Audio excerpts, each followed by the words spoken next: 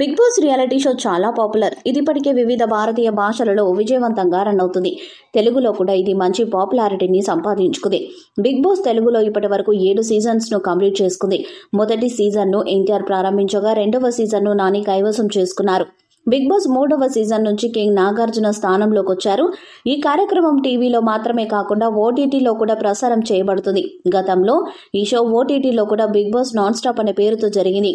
ఇక big Boss OTT విజేతగా బిందు మాధవి నిలిచారు. ఇక సీజన్ 7 కంప్లీట్ అవ్వడంతో ఇప్పుడు సీజన్ 8 కోసం ఏర్పాట్లు చేస్తున్నారు. సీజన్ 7 ముగిసిన 6 నెలల్లోనే సీజన్ 8 ను తీసుకువచ్చే ప్రయత్నం చేస్తున్నారు. అంటే ఏప్రిల్ లేదా మేలో సీజన్ 8 స్టార్ట్ కానుంది. ఇక సీజన్ 8 లో మోనాల్ గజ్జర్ మళ్ళీ ఎంట్రీ ఇస్తున్నట్టు సమాచారం. సీజన్ 8 ఎక్కువ క్రేజ్ ఉన్న వాళ్లతో పాటు గత సీజన్స్ లో వచ్చిన పాపులర్ అయిన వాళ్లను తీసుకోవాలని భావిస్తున్నారట మేకర్స్. అందుకే సీజన్ 4 లో సూపర్ క్రేజ్ తెచ్చుకున్న మోనాల్ ని మళ్ళీ బిగ్ బాస్ సీజన్ 8 కి సెలెక్ట్ చేయాలని చూస్తున్నారు. ఇక మళ్ళీ బిగ్ బాస్ లోకి రావడానికి మోనాల్ రెడీగా ఉన్నట్టు తెలుస్తుంది. ఇక సీజన్ 7 పూర్తవగానే ఫిబ్రవరిలో ఓటీటీ 2వ సీజన్ స్టార్ట్ చేయాలని అనుకున్నారు. ఇప్పుడు డిజిటల్ వర్షన్ షో క్యాన్సిల్ అయిందనే ప్రచారం జరుగుతుంది. Bigg Boss OTT Telugu season 7 నుండి కొంతమంది కంటెస్టెంట్స్ ఉండవలసింది, కానీ వారు కాకుండా ఇతరులు ఓటీటీ వర్షన్ లో పాల్గొనడానికి తగినంతగా ఇష్టపడలేదని కూడా తెలుస్తుంది. టీవీ సీజన్ కి మాత్రమే ఎంట్రీ ఇవ్వాలని చూస్తున్నారు.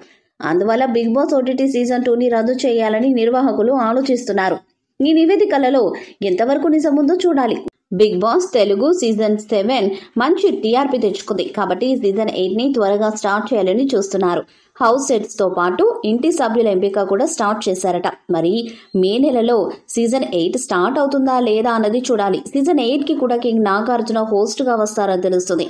ఇక మోనాల్ తో పాటు ఇటీవల చాలా పాపులర్ అయిన కుమారి ఆంటీ కూడా బిగ్ బాస్ కి వస్తుందని ప్రచారం జరుగుతుంది.